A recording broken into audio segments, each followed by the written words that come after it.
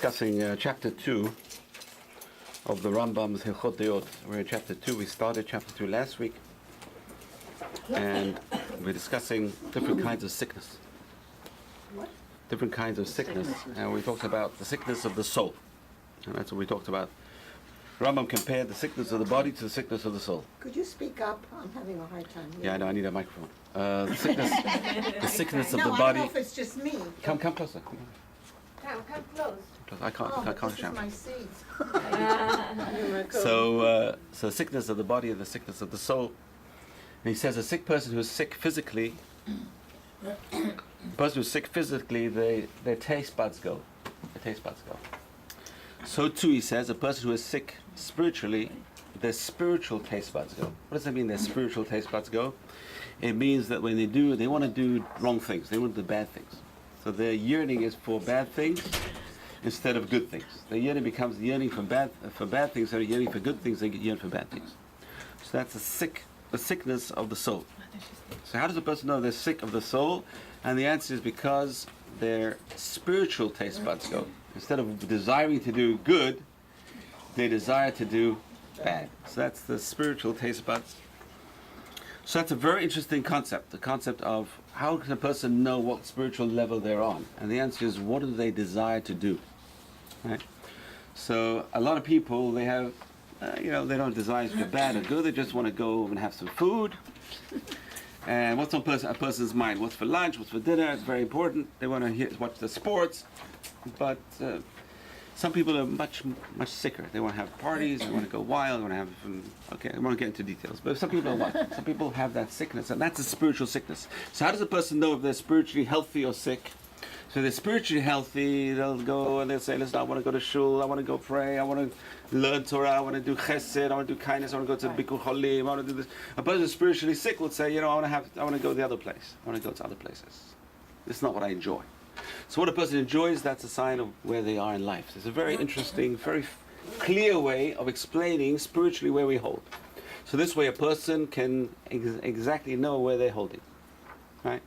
So a person likes to give tzedakah, it's a good sign. A person likes to connect to Hashem, it's a good sign. A person likes to do chesed to other people, that's a good sign.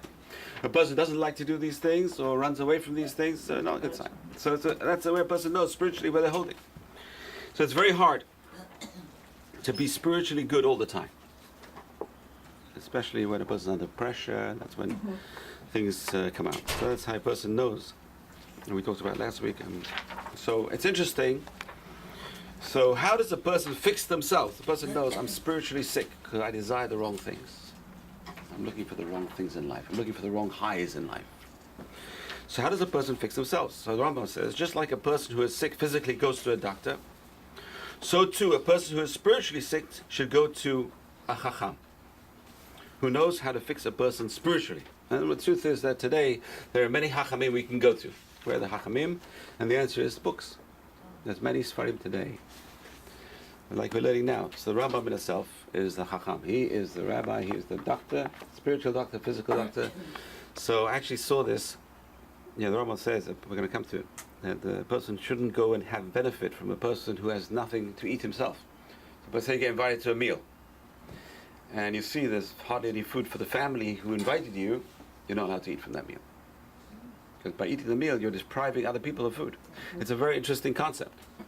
And it's one of the things which is very hard to do teshuvah from. Why is it very hard to do teshuvah from? Because a person doesn't realize he has to do teshuvah. Because he took someone else's food, he doesn't realize. So that's why it's a hard thing. So now, what happens? So you go to a family, and you see the family. It happened to me. I was in yeshiva, and as a chutznik, in those days there was no way you could contact your family. I didn't have very much family in Israel.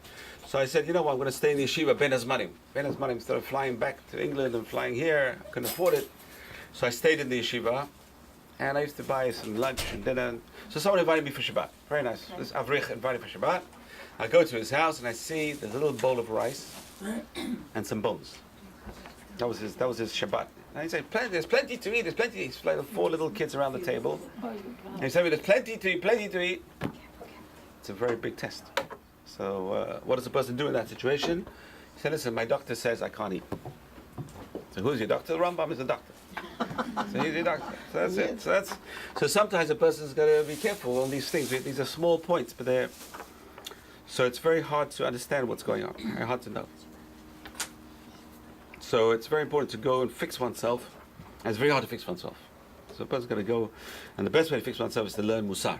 Learn Musar, which is the ethics of Judaism, and even when learning Musar, there's different techniques to learning Musar. It's not just learning Musar, reading the book, and that's it. It's over. I read the book. And most people say, I read the book.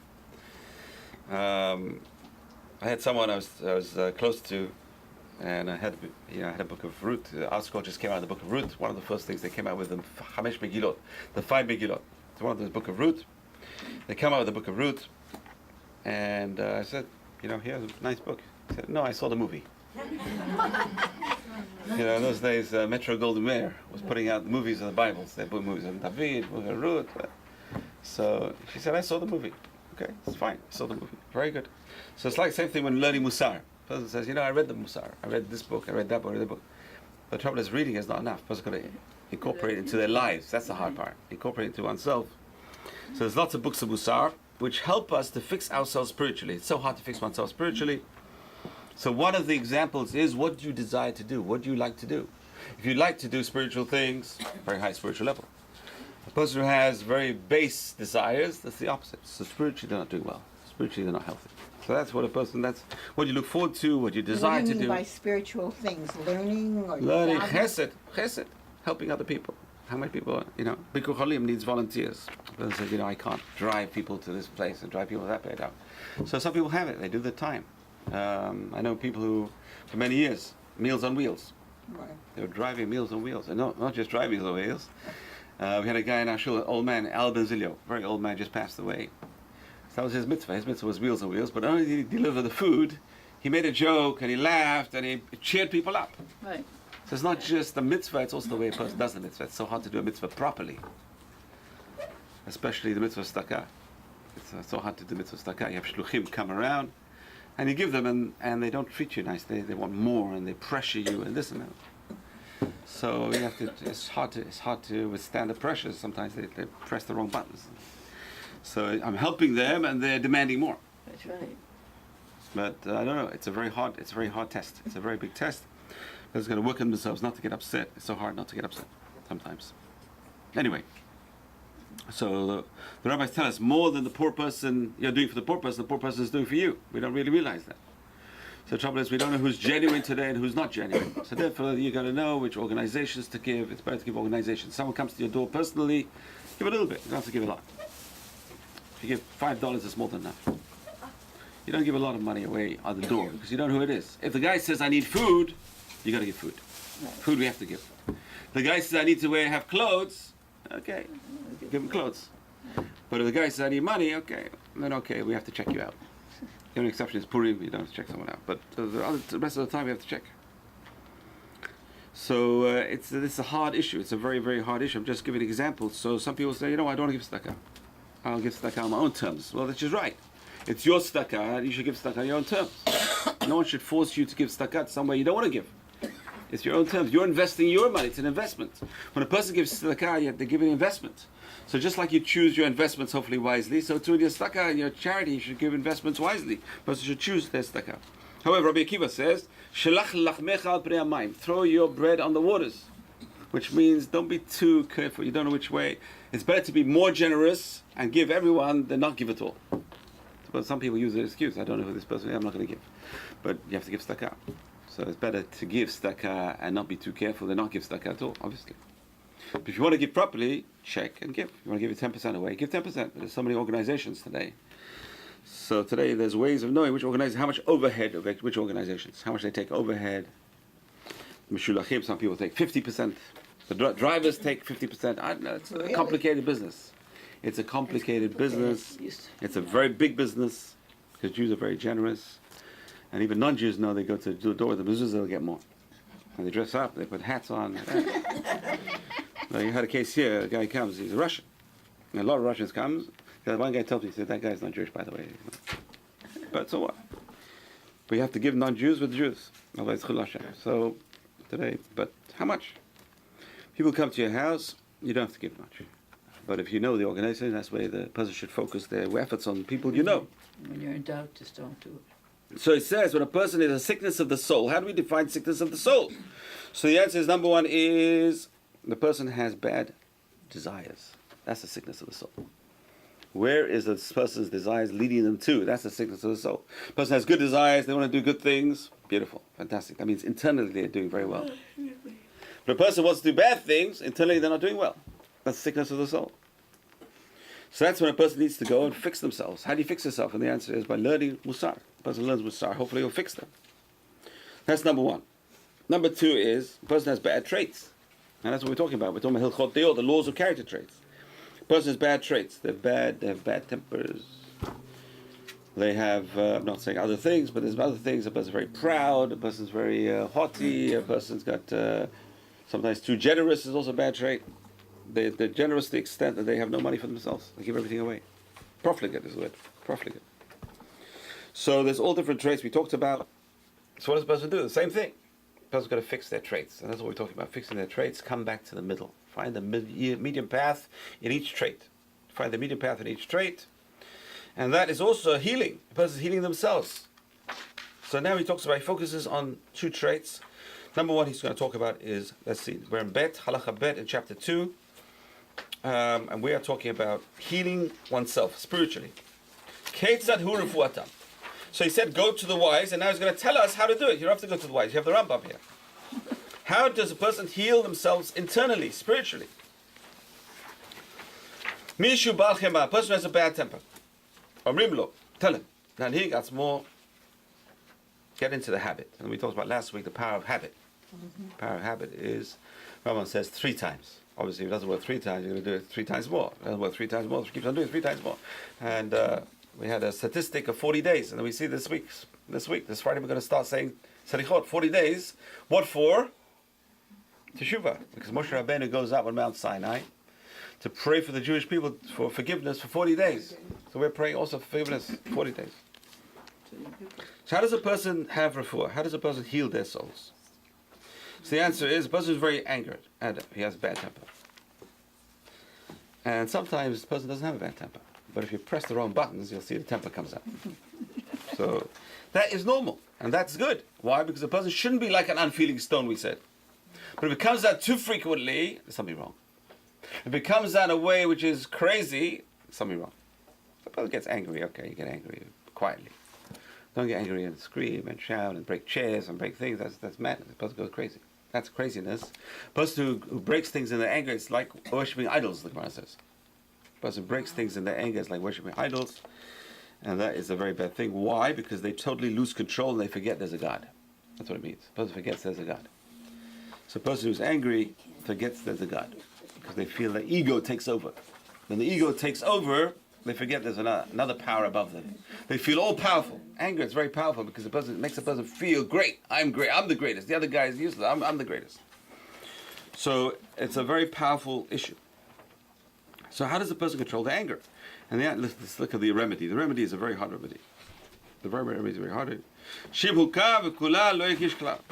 A person should get to the point where they don't lose their temper at all, whatever buttons people push.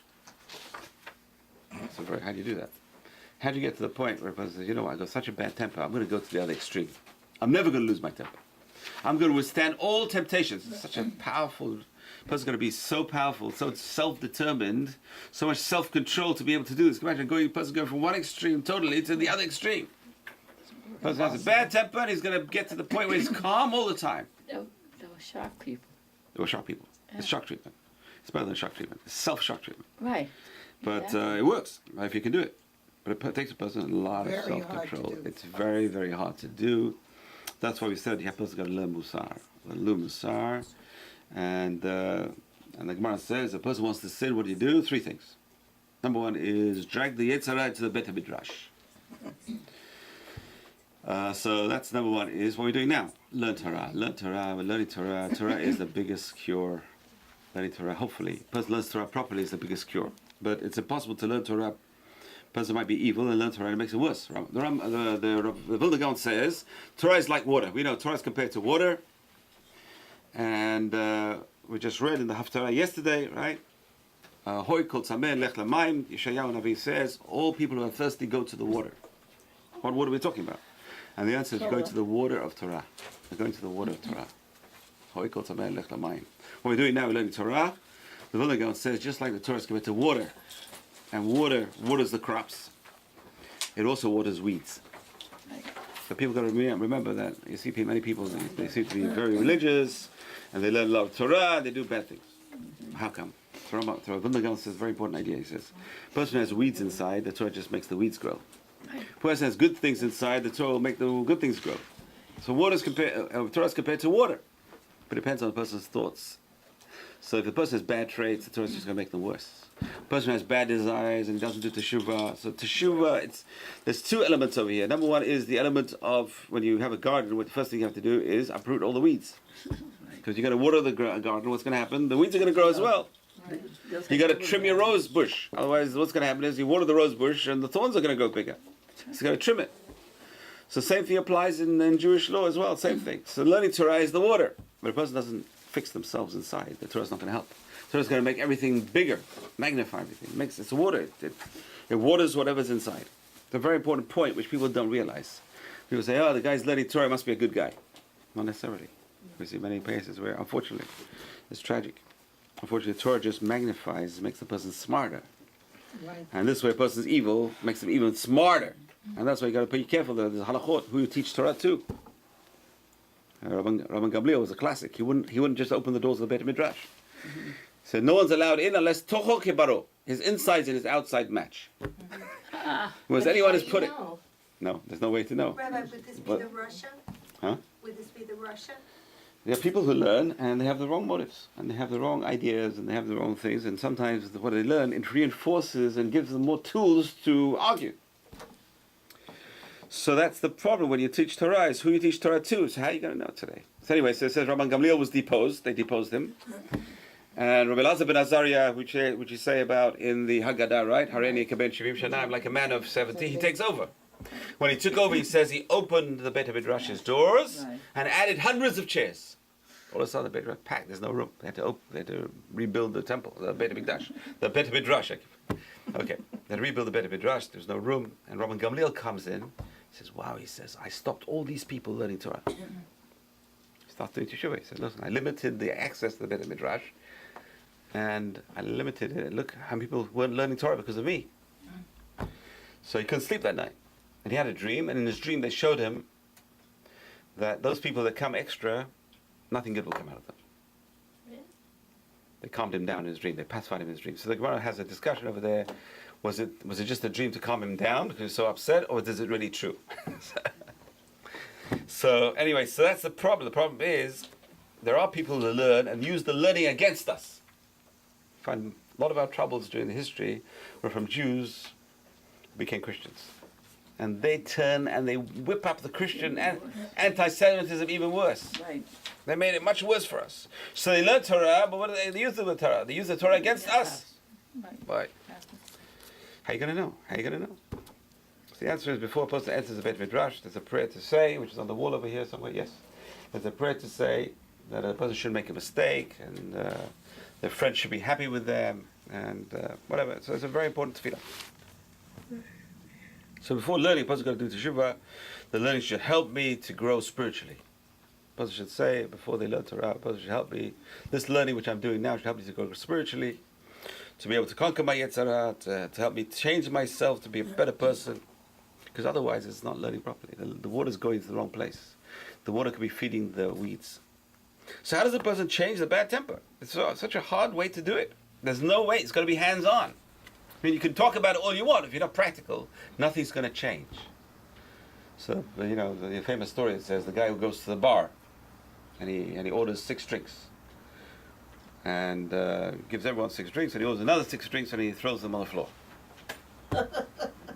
And the next time he goes to the bar, same thing. 6 drinks on the house for everyone over here, and 6 drinks he throws on the floor. Third time he comes in, the bartender says, listen, you got a problem. You're a great customer. 12 drinks is great every night. It's fantastic. I just can't bother clean up the mess all the time. So go and get treatment. Go to the counseling and come back when you're cured. So the guy comes back 3 months later. Uh-oh. I'm cured. 6 drinks on the house. 6 drinks. Everyone drinks the 6 drinks. 6 drinks, throws them on the floor. So, but you said you're cured. Right. So yeah, he said, I don't feel bad about it anymore. So that's the problem. The problem is we don't feel bad when a person kills their conscience. So how does a person develop the sensitivity? Sensitivity. To be able to change themselves. So truly the person's got to feel bad. If they don't feel bad inside, they're not going to be able to change themselves. And that's where guilt comes in. The person feels guilty. What I do, this, what I We do. have plenty of that. We have plenty of Jewish guilt, right? But the whole purpose of the guilt is not to stop there. The guilt should change the person. The guilt, the pain should change the person. The person says, how could I lose my temper? By the way, how many marriages break down because of bad tempers? Marriages break down, relationships break down, bad temper. So it's a very important point. Well, that's supposed to be teaching the men as well, not Yes, you're right. the choir. That's why I'm relying on you. But women also have bad tempers. Don't think men only have bad tempers. Today it's both. It works both sides. It both sides. Today the men are more scared than the women sometimes because they go to police and they get arrested and da. So they suffer in silence. A lot of men suffer in silence. Don't tell anyone. Okay. But it's good to know that everyone, we're human beings, we all have the same psyche. A lot of us have the same psyche, and that's what we're talking to. So it's human beings. I'm not talking to women, I'm not talking to men, I'm talking to human beings. And this tape is going to go out, it's getting broadcast. It's not just the women. Most women don't see these tapes. This tape is going out to the public on Torah Anytime. It's in video, and it's on the podcasts. It's going. We have 400,000 hits on the podcast. Oh, People listening all wow. over the world. I get messages from England. I get messages from South Africa. I get messages from all over Canada, all over. So it's a broadcast all over. It's not just the women. Please don't think I'm singling out the women for this. This is not a women's class just because I'm singling out the women. I'm talking to everyone. This is just the venue I'm using to send out the message. This is the Rambam. The Rambam's talking to everyone. So what is the refuah for bad temper? Control. How does a person learn control? That's the biggest issue. How do we control ourselves? Ezu Gibor, control oneself. You know how hard it is to control oneself? So the word kovesh is interesting. What does the word kovesh mean? Conquer. To conquer. It's also used for pickling. Right? Oh. Kovesh kvashim. Have you heard of it? No. Kovesh is the word used for pickling in Hebrew. Oh. Kovesh kvashim, making pickles. So interesting. Kovesh is conquer and to pickle. Come on, pickling one yetzara. You pickle your yetzara. I'm pickling. How do you pickle your yetzara? And the answer is you squeeze him to the nth degree. You pickle him. That's how you pickle him. You take out the meats from him. How do you take out the meats? Come on, Kovesh yetzara. He's conquering his yetzara by squeezing it. Our trouble is we learned Rav Dessler. Remember Rav Dessler? Strive for Truth. We learned this once. Says there's 2 paths to conquering the yetzara. One path is by squeezing him, but he compares the yetzara to a spring. So what happens when you squeeze the spring? You're squeezing the spring, you're squeezing the spring, you're squeezing the spring. You get to the point where what happens to the spring? Rebounds. Oh boy, that's what happens. A lot of people you see, they're conquering. One day, kvitz. It's called a kvitz in Hebrew. Why is it called a kvitz? Because from the word kofetz, it jumps. Had an aunt who had a big sense of humor. She would come up with these peanut bottles, peanut jars. Can you open this jar for me? Looks like a peanut butter jar. Opens the jar and the thing pops out. She had a great sense of humor. Can you imagine? She lived till 99. Aliyah Shalom. She had the best sense of humor I've ever seen. She had all these, kids loved her because she had all these tricks up her sleeve. You're scared when she asked you to open a bottle for her. You're scared. You know it's going to pop out of the bottle. I think the most important thing is for the person to realize that they have a problem. You're right. Obviously, we're talking about over here. The person realizes that problem. Oh, we can realize this. And that's what he's telling us. He says, what do you do when you have a problem? So first of all, he says, how do you know if you're sick? How does the person know they're sick? So we have one example is we said the person desires the wrong things. He desires bad instead of desiring good. That's a sick person, spiritually sick. Instead of going in the right path, he's going total opposite path, wrong path. So that's a sick person, spiritually sick person. But a person can look like they're well, they're doing the right things, but they have bad temper. I've seen cases in Rite Aid. A guy with a yarmulke screaming his head off and shouting at the pharmacist. Total chilul Hashem. But he has a problem. The guy is a sick person. So spiritually sick. A person can be spiritually sick. Depends how you behave. Spiritually sick. So it's very important to fix oneself. How does a person fix oneself? And the answer is you've got to be hands-on. It's not just talk. Talk is cheat. You got to talk to yourself all the time. You say a person talks to himself all the time. A person's going to say, you know, I acknowledge I have a problem. That's the first step. I acknowledge a person has a problem. You know, people come to me and they're drug addicts. Can you help me? I need to do a wash. Now, you know, you feel bad. The guy has to do a wash. Lies. Right. He needs to get a fix. He'll come to me. Drug addicts. He's been drug addicts for years. He ruined his marriage. He ruined his thing. He lost his house. Now he lost his house. He's a drug addict. So now what do you want? The guy's on the street. What do you want? What do you do with him? You feel bad. So you give. The trouble is you're giving, you are enabling. Right, exactly. You have an alcoholic. Just give me $20. $20. What does he do? He goes Drink. to Pino's. Take out of the liquor store. And then what happens? He goes for therapy. He's out of here for 2 weeks. And he goes. It doesn't help. So we have to stop. The person's going to feel bad. You feel bad. Your Jewish heart. You got to give. Sometimes you got to say, I can't give. Giving is worse than not giving. It's so hard not to give. Then you know you're right. You're feeling good. If you find it hard not to give, that's a sign you're on the right track. But it's so hard not to give. The guy's bleeding with you and begging with you and tears in his eyes. Liar and cheat. He's an actor. Because he wants the fix. He doesn't want the washing clothes. It's hard. So hard. So a person's going to get to the point where they actually go through the process of therapy, which is that even though someone hits them and curses them, they don't feel it. How do you get to that point? A person with a very bad temper is going to get to the point where even if they're kicked and hit, they don't feel it. What do you do with them, Rabbi? Do you send them to rehab? Halavai, I can send them anywhere. I don't have power over them. You have to commit them. I don't have power. A doctor's going to commit them. So they go to the doctor for other ailments. The doctor doesn't know they're sick. The doctor thinks he's fine. He went to the doctor. The doctor says, I examined him, he's fine.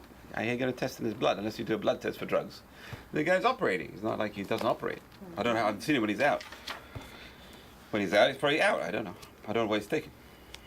But my responsibility as a rabbi, he comes to me for money. So it depends. If he's on the street, I mean, you got to give him food to eat. Probably the best thing to do is probably take him to the store and buy him food. But hopefully he's getting food, right? Listen, he looks fine. He looks okay. Looks good.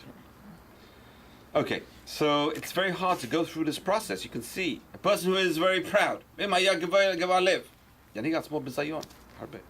Should act very low, even disgracefully, not dress well, sit below other people, wear worn-out clothing, until the pride goes away from the heart. How do you get a person who does these things? This is major therapy. This is major shock therapy. You know, you go to the opposite of what you used to get back to the middle. A person's got to do the opposite of what they used to get back to the middle. So it's very hard to do this. It's very easy to talk about it, and very hard to do. If a person has a bad temper, to change to a person who is calm, how do you change that? Yes. I guess I'm wrong, but I'm wondering where I got this from. I thought it was the Rambam that he said that with almost everything you want to go to the middle. But I thought there were two traits. Yes, there are. We're coming to them. We're coming to them. We're coming to them. Very good. You're not wrong. You're right. And you're 100% right. I'm going to come to them. Anger is one of them, which we're going to talk about, and pride. Two of the traits, he says, go to the extreme, and it's so hard. It's so hard to fix oneself. It's a lifetime work. I'm telling you, it's a lifetime work to fix oneself. And sometimes it's not even a lifetime, it's 5 lifetimes, 10 lifetimes. Reincarnation, we talked about it here last night. This idea that the soul comes back. It's not whole soul, just part of the soul that's not fixed yet. So the soul, most soul, hopefully a person fixes. But people come back and they're reincarnated, they're recycled. Hashem recycles. Just like we recycle, today recycling is a big thing. Spiritually, most people are just recycled. Most of us are recycled. We're getting to the end of the time. The Geula is coming. So what's the Geula? The Geula is coming till all the souls are fixed. All the souls in the world have to be fixed. And that's why it's good to have kids, because when you have kids, you have an opportunity for the soul to come in. So all the souls are waiting to come in. You have to have vehicles to come in. Anyway, okay. Why am I talking to women? I don't know. Okay. So a person who is a proud person should not be proud. Don't go for positions of office. Don't run for office. Today's the opposite. People who are proud run for office. They're a disaster. We can see it in front of our very eyes. Help the ego. It's a disaster.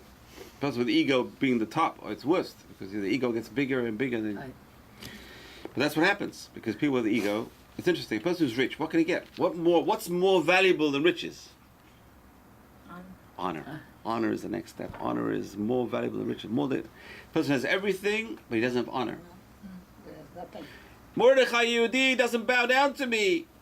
I have everything in the world. I have kids. I have money and this. All what I have is worth nothing now, because one Jew won't bow down to me. Whatever I have is worth nothing. Makes sense. He has everything in the world. One thing he doesn't have, one Jew does not bow down to him. Who cares about the Jew? Kill the Jew. Well, kill the Jew. That's what they did. Kill the Jew. Not just kill the Jew. Not enough of my honor. Kill all the Jews. Right. That's honor. That's the sickness called honor. That's the sickness called honor.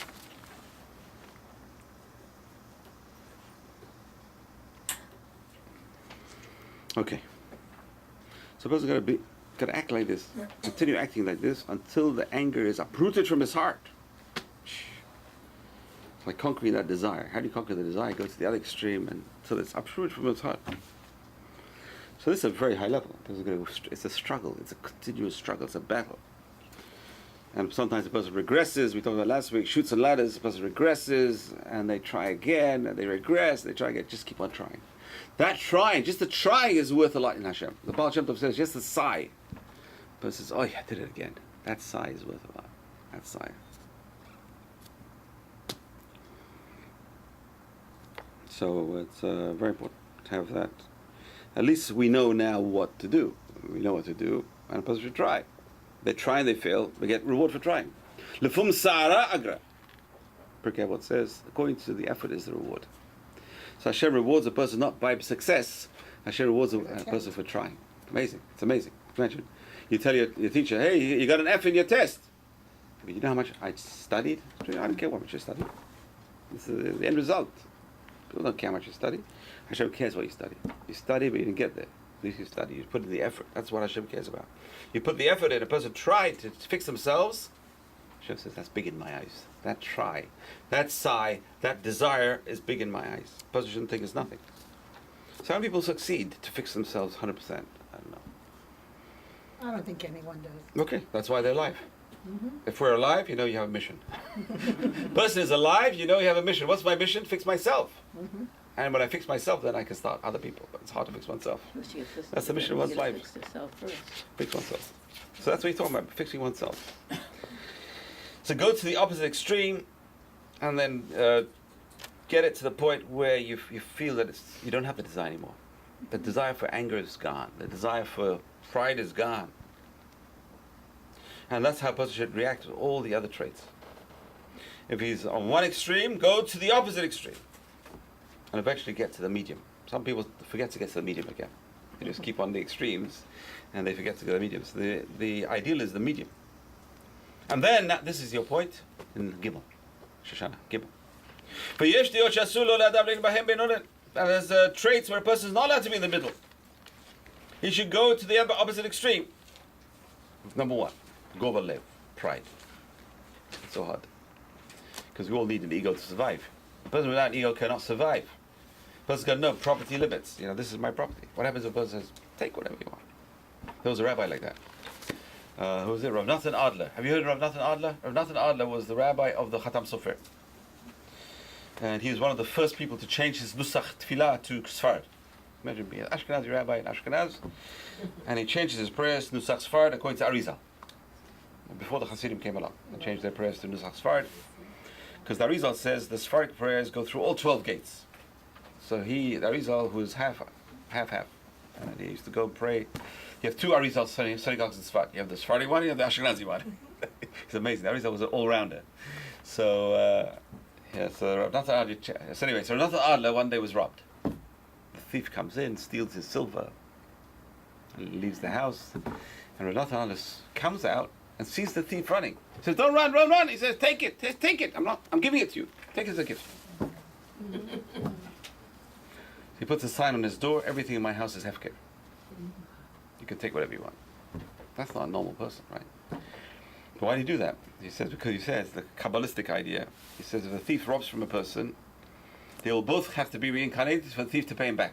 Sometimes in life we pay back people. And we gave extra money here and extra money there, and so we owe this person there. So, how come? And the answer is maybe a person owed them from the previous life. We don't know what's going on in previous worlds. So I said, I'm not going to take this risk. Everything in my house is hefker. I don't happen to things in his house after that people come and take. I don't know. But that's what he put. Please don't take it as a theft. Take it as a gift. I'm giving it to you. Who could be on that level? Who can be on that level? That's Rav Natan Adler. So he's called the Nesher Gadol, the great eagle. Rav Natan Adler. Okay. So there's certain traits a person should keep away to the extreme. Number one is pride. So we all need ego. We all need to survive. Ego is a gift to survive. I need to know. I'm hungry. I'm thirsty. I need this. I need this. I need this. I want this.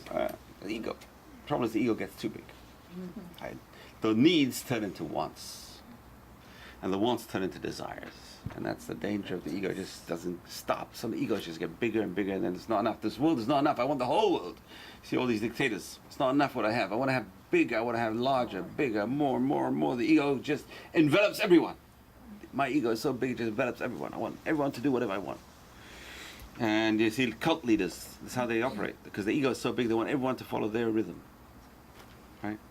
Those are dictators. You're fired. My ego. You have to listen to me, my ego. So the ego gets bigger and bigger, just there's no boundaries. Until the person just devours everything around him.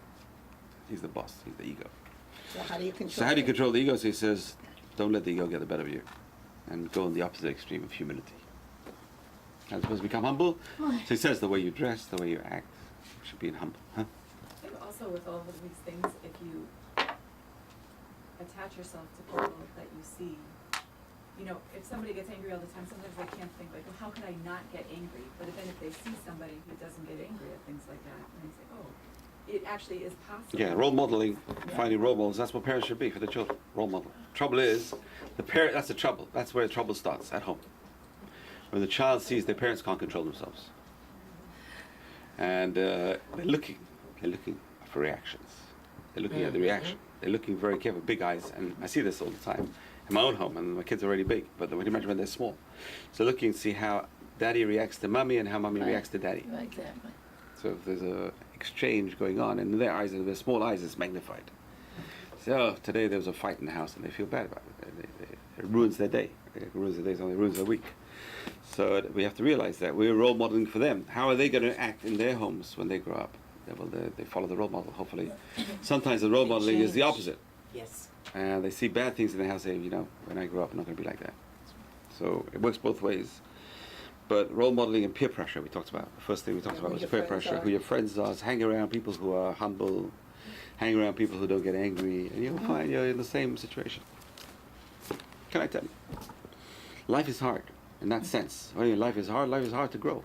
Life is hard. If you want to be spiritual, you want to be good, decent, it's hard. It's not easy. But lefum sara agra. According to this, trouble is the reward. According to the trouble is the reward. I was going to say, What's that expression? lefum sara, tsar. Tsar is pain. Tsara in Aramaic is sa'ara. Agra. Agra in Aramaic is reward. Schar. According to the tsar is the schar. According to the trouble is the reward. So that should be the comfort. The more trouble you're getting to change oneself. I want to change. I feel so bad. I want to change. I want to be a better person. According to this is the reward a person's getting. The person who's proud should act opposite. And then bring them back. But he says not to come back to the middle over here. With pride, stay on the extreme of humility. Stay on the extreme of humility. It's so hard to stay on the extreme. Sometimes you've got to talk up and not be humble. Moshe Rabbeinu is the most humble person, can you imagine? But he's the leader of the Klal Yisrael. He prays to God to swallow Korach up. I mean, how can a humble person do that? The answer, he's not doing it for himself. He's doing it for God's sake. Because God's Torah is being uprooted. Korach claims that I'm not the vehicle to give Torah. If I'm not the vehicle to give Torah, then the whole Torah is uprooted. And therefore, Hashem should create a method to show the people that I am the vehicle of Torah. Otherwise, there's not going to be a Torah. So, if he's doing it for himself, that's pride. If he's doing it for God's sake, that's humility. So what are you doing this for? Are you doing L'Shem Shamayim, or are you doing... It says, look at the debates between Shammai and Hillel. Right. Beit Shammai, Beit Hillel. It says their debates were L'Shem Shamayim. They weren't arguing because of the pride. Some people argue because of pride. I'm wrong, I don't want to be wrong. I can't be wrong. There's no such thing as wrong. I'm never wrong. And if I'm always right, you're wrong. But sometimes the other person's right. But a person who's proud will never accept that they're wrong. They'll never admit they're wrong. And if they do, they're sarcastic. Okay, I'm wrong. But it's hard. It's hard to admit. It's hard. It's hard. And that's the test. The test is pride. The test is pride. And as I said, pride leads to a fall. We know that saying, pride leads to a fall. It's an English saying. It's interesting. But it came from here. It came from this concept. Pride leads to a fall. When a person's proud, the ego takes over. So a person's going to know, is this because, why am I doing this? Is it because of my ego or because I really want to do the mitzvah? But nevertheless, a person should do the mitzvah anyway. L'shem Shemayim. And try and get to that point where it's L'shem Shemayim. So it's such a hard to be perfect. It's so hard to be perfect. But the trip is worth the main thing. The main thing is the trip. It's not the goal. The goal is important to get to the goal, but the trip is the key. It's where a person gets rewarded for the trip. We get rewarded for the effort. We get rewarded for effort. So a person gets an A for effort, you got an A, that's it. In Hashem's eyes, it's an A. You tried. You couldn't get it, but you tried. You knew this is the goal. I'm trying. I'm striving for this goal. You tried. Effort.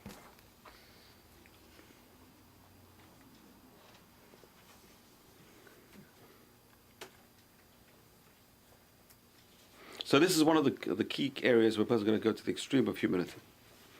Lefichach ne'emar Moshe Rabbeinu. Here he brings Moshe Rabbeinu. Anav me'od. Doesn't say he was anav. He doesn't say he was humble. He says anav me'od. He was very humble from anyone else. And we talked about this in meditation classes on Monday nights. Mm-hmm. We said that a person gets a message from God. If they have an ego, they're going to filter the message through their ego. So God says this, but they're explaining God's message to the people. So they're adding explanation. It happened to me. There was a rabbi visiting from Israel, and he couldn't speak English. So I was the translator. I'm a bad translator. You don't get me as a translator because I started adding certain things that he's giving the Torah, so I added certain things. So the Israelis over there said, he didn't say that. But no one else said. He said, wow, what a great Torah this is. So it's dangerous to get, that's the trouble with the translator. That's the trouble. Sometimes the translator is translating a book. And they add their own stuff. Sometimes good stuff. It's very good things. But if Hashem gives you a message, it's almost impossible not to understand it according to your own language. Very good. Excellent. And most prophets, that's the way it worked. Except for Moshe Rabbeinu. Moshe Rabbeinu got to the point where his ego was not involved at all. He was the clearest. That's why it says most prophets got the prophecy is like through a translucent mirror, through a glass. It's like a frosted glass. Moshe Rabbeinu was pure. What do you mean pure? Clear glass. Who was the clear? He was a clear glass. It was through him. He never had an ego. In other words, the message was purely God's message, not his message. It's an ego or the ability to perceive. People perceive according to their history, right? So it's their eye. Everybody sees light. He withdrew from the message. He just gave a clear message. This is what God says. Obviously, he got a clear message and he gave it over the way it was. Most prophets don't get that clear message and they can't give it over the way it is. They have to explain it.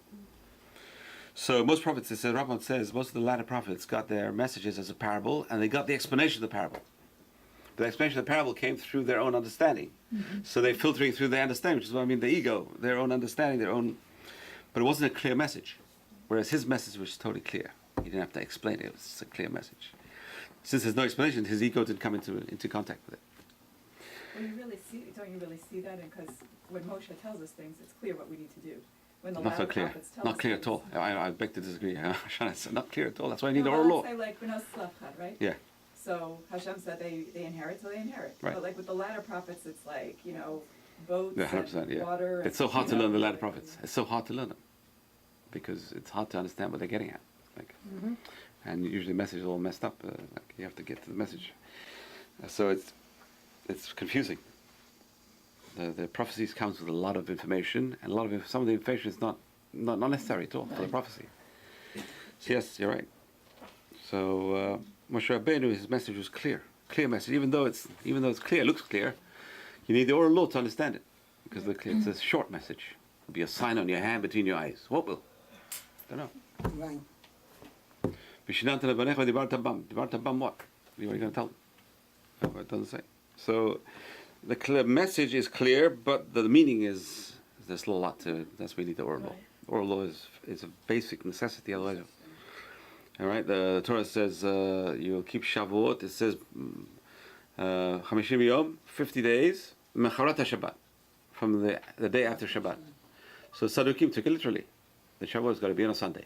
Macharat Shabbat. It says the day after Shabbat. Right. So Shavuot has to be on a Sunday. And the rabbi said, no, Macharat Shabbat does not mean Shabbat. Shabbat means Yom Tov. You start counting Shavuot, the Sfirat Omer is the day after Yom Tov. Shabbat is not Shabbat. Shabbat over there is Yom Tov. So you need the oral law.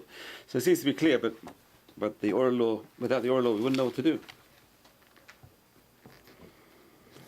So we talked about anger and pride.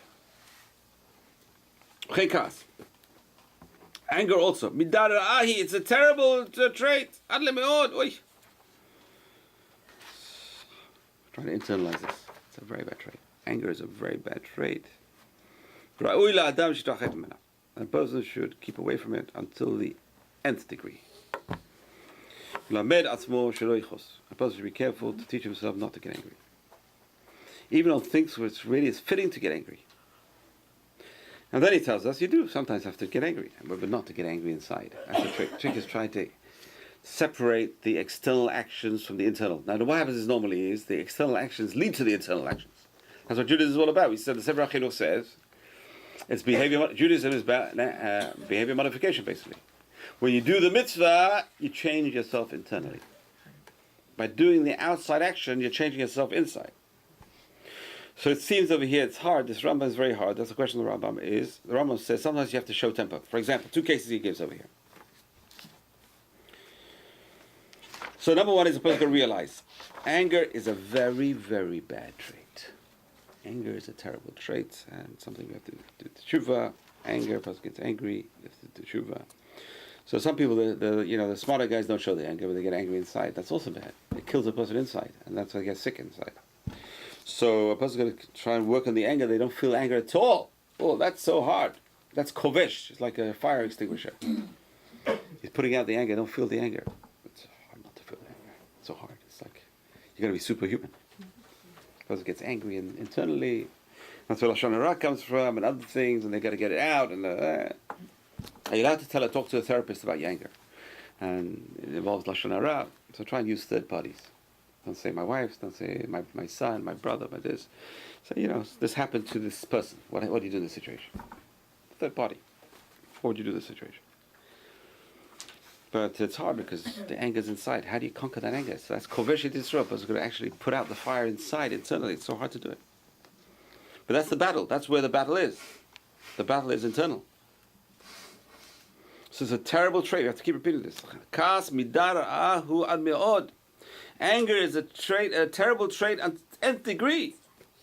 A person should be careful to keep away from it to the nth degree, to the other side, extreme. So there's 2 things to keep the other to the extreme. Number one is pride, and they're related, pride and anger. Because a person wouldn't get angry if they didn't have pride. So pride leads to anger. However, a person wants to put respect in his children. What do?